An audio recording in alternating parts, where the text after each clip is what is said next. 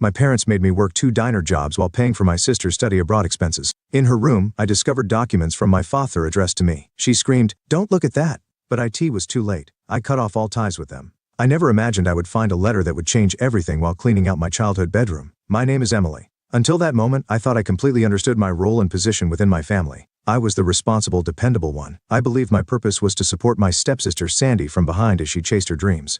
"Emily, don't forget to check the back of the closet." I heard my stepmother's voice from downstairs with her usual mix of sweetness and authority. "If you find anything from your old school, we might be able to donate it." With a sigh, I pushed another box toward the door. I hadn't needed reminders about thorough cleaning in years, but that was just my stepmother's nature. She couldn't resist giving directions and maintaining control over everything. Even now, as I helped prepare them to move into a smaller house, she hadn't stopped. While organizing the nearly empty closet, my fingers brushed against something. Tucked behind the baseboard at the back of the closet was a slightly yellowed envelope, worn with age. I recognized it immediately. It had my name written in my late father's elegant handwriting. I pulled the letter out and carefully opened the seal. My hands trembled as I took extra care not to tear the old paper. The moment I saw the date at the top, my heart began to race. It had been written just weeks before my father passed away. "To my beloved daughter Emily, if you are reading this letter, it means my wish has not been fulfilled. I asked your stepmother to give you the college fund I had prepared for you, totaling. That money is meant for you alone to help you pursue your dreams. It pained me to see your stepmother favor Sandy, dimming your light in the process. I hope this money helps you regain that brilliance." As I read on, tears blurred the words on the page. A college fund. My stepmother had always said, "We don't have enough money to send both of you to college." They told me that I needed to work to support Sandy's education. I accepted it as my role in the family, something that seemed natural at the time, but hidden within that role was a secret I hadn't known. My father and stepmother got married 5 years ago. When my father, who had raised me on his own, said he wanted to remarry, I was genuinely happy. I was excited about having a stepsister and a new mom, but that feeling didn't last long. My stepmother only cared for Sandy. The reason was simple. I wasn't her biological child. My father understood this too and often clashed with her. Whenever they fought, he would apologize to me and take me to places I wanted to go. It seemed like he was even considering divorce, but a year ago he passed away in an accident. With my biological mother already gone, I essentially became an orphan. That's when my life truly became a nightmare. Let me get back to the story. As I stood in shock after reading the letter, I heard my stepmother's voice. Emily. Her voice was closer this time. She was probably wondering why I was taking so long upstairs. I quickly folded the letter and shoved it into my pocket.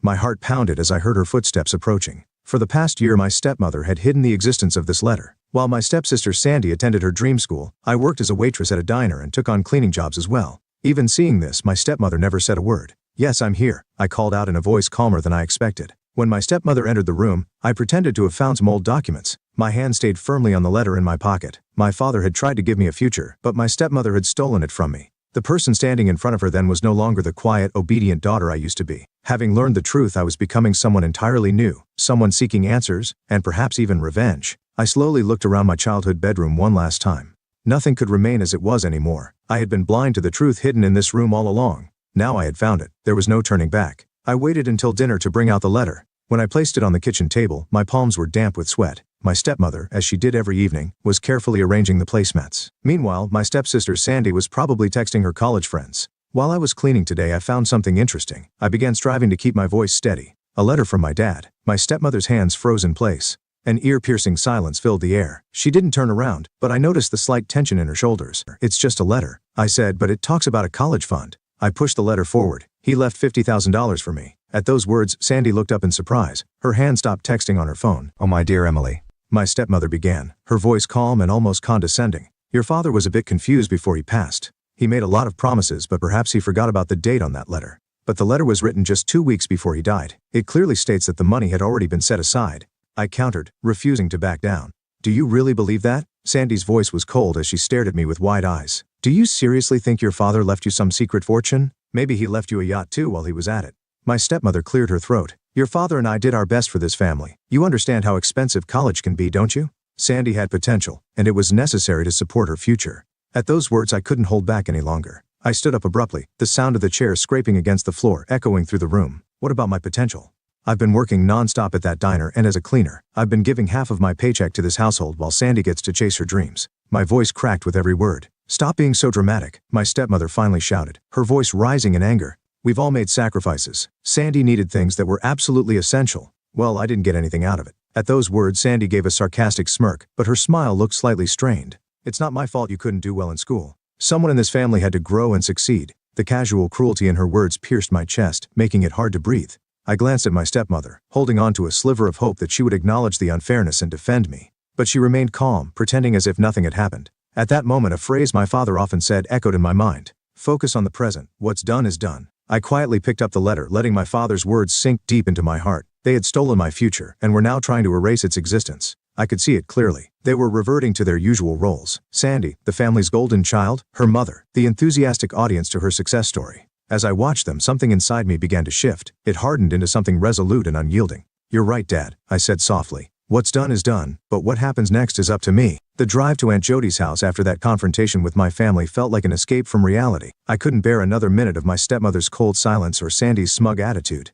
When I arrived at Jody's cottage, the garden was overgrown with weeds, and the wind chimes swayed gently. This place had always been a safe haven for me. As I opened the front door, the sweet scent of cookies baking in the kitchen greeted me. "You found the letter, didn't you?" Jody said as she looked at me, wiping her hands on her flour-dusted apron, her tone full of certainty. I couldn't speak, so I nodded silently. My voice felt stuck in my throat. "Come, sit down, my dear, there's more you need to know." Jody pulled out a chair and gently urged me to sit. She disappeared into her study and returned a few moments later, holding an old envelope. She placed it on the table in front of me. "Your father left behind more than just the college fund. There are bank statements, letters to trustees, and even recordings of conversations with your stepmother. It's all here." As I pulled out the documents and began examining them, my hands started to shake. The bank statements showed regular deposits made over the years, far exceeding the $50,000 I had been told about as the college fund. At that moment, I realized just how meticulously my father had planned, and just how much my stepmother had hidden. The documents revealed that 3 months after my father's death, all the funds were transferred into a new account and used to pay for Sandy's college tuition. "He knew she might do something like this," Jody said, her voice rising with anger. "That's why he made me promise to keep copies of everything." Overwhelmed by confusion and fury, I asked, "Why didn't you tell me sooner?" Jody sighed deeply and replied, "Your father told me to wait until you found the letter on your own. He believed you needed to be ready to stand on your own first." At that moment, I heard the sound of a car door closing outside the window. Through the open window, Jody and I could hear my stepmother's voice. She was talking to a neighbor, saying she had something to discuss with me.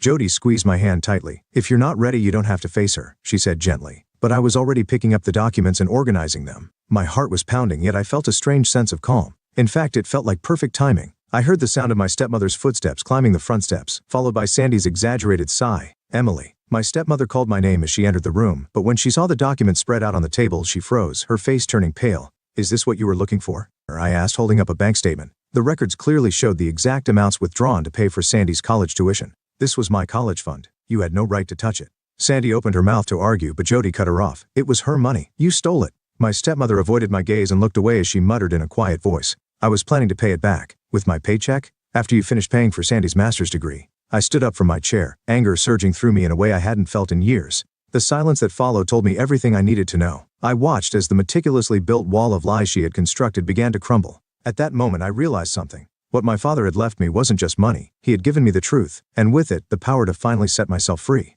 The fluorescent lights of the diner made everything look cold and lifeless. During my evening shift, I mechanically poured coffee into mugs, feeling a strange sense of detachment from reality. "Emily, are you okay? You look like you're about to collapse." A CO worker, busy preparing another order beside me, asked with concern. "I'm fine," I replied, though my gaze was fixed on a figure visible through the diner's door. At that moment, the bell above the door jingled. Sandy walked in. She was wearing a designer coat she had proudly received as a Christmas gift from my stepmother. The sight of her made my stomach twist. Sandy slid onto a stool at the counter and looked straight at me. "I need to talk to you," she said. Her voice carried a note of irritation. "You've made Mom upset," she added. I stayed silent, continuing to wipe down the counter. I didn't look at her. "I'm working." "Even so," Sandy continued in a low voice, "Mom isn't working, and the mortgage on the house is overdue. Is this what you wanted?" At those words, I finally stopped and looked at Sandy. "What are you talking about?" My voice, surprisingly calm, cut through the diner's background chatter. "Mom took out a second mortgage to pay for my final semester." Sandy leaned closer to me. "She was counting on the income from your rent payments to cover it." In that moment, my mind went blank. The coffee pot in my hand slipped and shattered on the floor. Scalding liquid splashed against my ankles, but I barely registered the pain. All those shifts, all those extra hours, the money I had sweated and worked so hard to earn had once again disappeared into Sandy's education. Not once, but twice. "Emily, take 5 minutes." Doris, my CO worker, appeared with a mop and began cleaning the floor. She spoke gently and I nodded, making my way to the break room. Leaning against the wall, I opened my banking app with trembling hands. There it was, the record of the money I had deposited into my parents' account over the past 5 years. It was supposed to be for my education, for my future, but that too had been used for Sandy. The door opened quietly, and I turned to see Sandy standing there. She didn't look apologetic. Instead, her voice carried a hint of irritation as she said, "I get that you're upset about Dad's money, but just stop." I turned to face her, whispering with all the strength I could muster. "Stop." Sandy sighed and continued, looking me straight in the eyes. "Mom did it for me, because I have potential. You didn't." At that moment, the quiet anger buried deep within me ignited completely. "Is that so? Or maybe you just decided that before giving me a chance," I murmured, watching Sandy's expression stiffen for a moment. "That's unfair," I said quietly. "Stealing my future is beyond unfair." I untied my apron and told Doris that I'd be taking the rest of my shift off. "Emily, wait." Sandy's voice called after me, but I didn't turn around. My mind was spinning. I began mentally calculating the money I had stashed away in a separate account. It wasn't much, but it was probably enough to cover a year's living expenses. It would be enough for a down payment on a small apartment. I trusted that Aunt Jody would help me figure out the rest. Just then, my phone buzzed in my pocket with a message from my stepmother. "Family dinner tonight. We need to discuss your attitude." I stared at the message for a moment, then typed a brief reply. "There's nothing to discuss. I'm moving out. I've consulted a lawyer, and you'll be held accountable for using my inheritance." Then I blocked both of their numbers. I started the car and drove toward Aunt Jody's house. For the first time, the weight of lies and control that had been pressed on me for so many years felt like it was finally lifting. In its place, a vivid and heart-wrenching hope began to rise. I realized for the first time that revenge isn't about getting even, it's about setting yourself free. I sat on the bed in Aunt Jody's guest room, staring at the list of apartments on my phone. My vision blurred slightly as the realization hit me. This was the first step toward a new life. Surrounded by hastily packed boxes, I had already completed the process of renting a small studio apartment downtown. It wasn't spacious, but it was affordable on my diner wages, and that was enough for the start of my freedom. Just as my finger hovered over the call button to contact the landlord about my move-in date, the silence was shattered by a loud, insistent knock that echoed through the house. "Emily, I know you're in there." My stepmother's voice, sharp and desperate, rang out. Aunt Jody appeared at the front door with a stern expression. "You don't have to talk to her," she said firmly, but I had already made up my mind. After 5 days of ignoring calls and messages, I couldn't avoid this any longer. It was time to put an end to this. When Aunt Jody opened the door, my stepmother stormed in, her anger on full display. Sandy lingered in the doorway, hesitating as if unsure whether to join the scene or merely observe it like a theater performance. But I knew in my heart this was truly the end. My stepmother brandished a stack of documents, her voice rising as she said, "I've calculated every expense we've incurred on you since you turned 18. Rent, utilities, groceries. You owe us nearly $40,000. At her words I laughed, but it wasn't a laugh of humor. It was one of sadness and disappointment intertwined. "You're handing me a bill, branding me as ungrateful for merely existing." My voice trembled, but my eyes remained fixed on my stepmother. "You stole $50,000 from me, and now you're telling me that I owe you something." As I spat out those words, the room seemed to warp around me. My stepmother's face flushed red as she shouted back, "We made an investment in your futures on the one with more potential." At that moment, the dam inside me broke, and everything I had been holding back poured out. Don't you dare decide from the beginning that I wasn't worth investing in. I needed a family who believed in me just once, a family who would give me a chance." I stared coldly at my stepmother. "Your so-called investment robbed me of my life." I reached into my bag and quietly pulled out my father's letter, unfolding it with deliberate care. "When you lied about this," I said, holding up the letter, "was that your investment?" I locked eyes with my stepmother before turning to face Sandy. "You used my rent money to fund your education. Have you ever stopped to think about how much I sacrificed so you could chase your dreams? Or were you too busy looking down on me from your pedestal?" My words brought a chilling silence to the room. In that quiet, I saw them both clearly for the first time. My stepmother's desperate need for control, Sandy's smug sense of superiority, everything was laid bare in that moment. "I'm leaving." Taking a deep breath, I calmly announced, "I've already signed a lease, and I've enrolled in night classes for the upcoming semester." My stepmother's voice rose sharply. "You can't do that."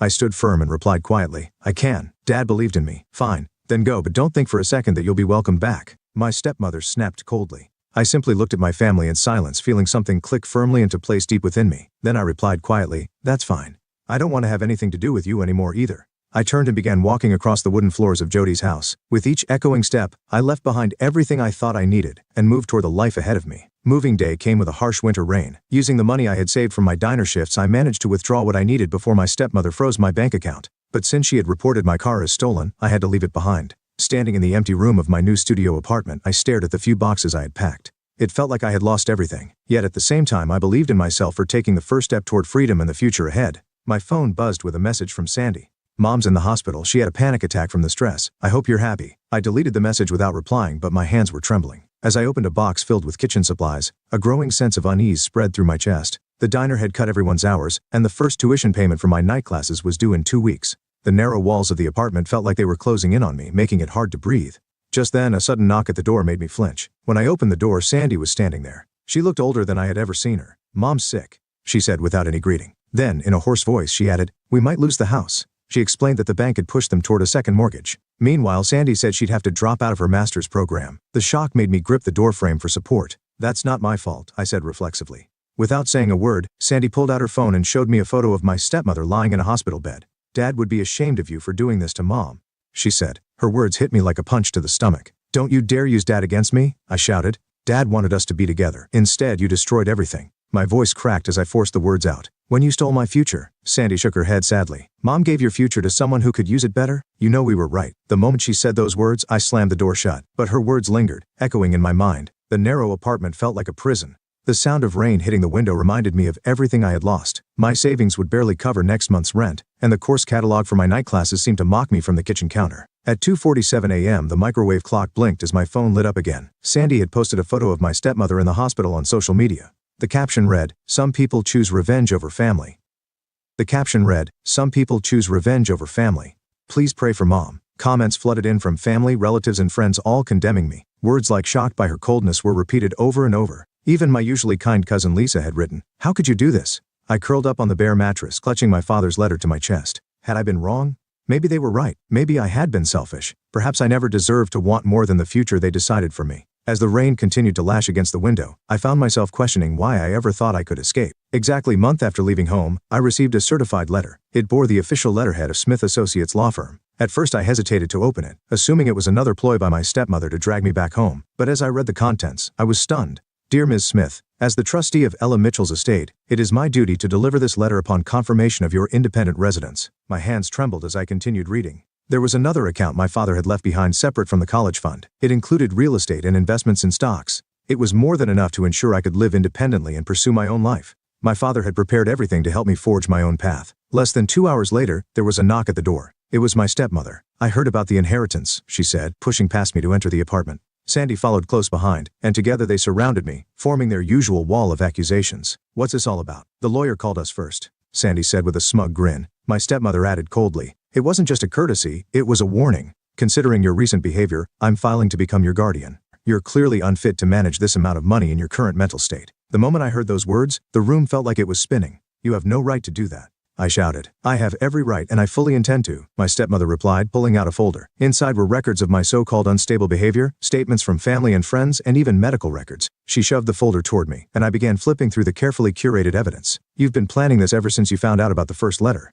I said. "We're trying to protect you," my stepmother said calmly. But in that moment, everything about the pattern that had bound my life became crystal clear. Protecting me meant forcing me back into a life where I worked until I broke. Funding Sandy's dreams while letting my own wither and die. And thinking I wasn't worth investing in was a decision they made without my consent. It was now undeniable. My stepmother would never stop trying to extinguish my dreams. Holding my father's letter tightly, I stood my ground. "If you don't leave, I'll call the police, and I'll take these documents to a real lawyer to prove that you're trying to control me again." My stepmother's face twisted in frustration, but she slowly turned toward the door. Sandy threw a parting shot over her shoulder. "You'll regret this decision, Emily." As they walked toward the door, I thought of my father, of his careful plans and his belief in me. For the first time in my life, I had said no. A year later, I was in the university library, surrounded by textbooks and the gentle of students, preparing for my final exams when a message from Aunt Jody appeared on my phone.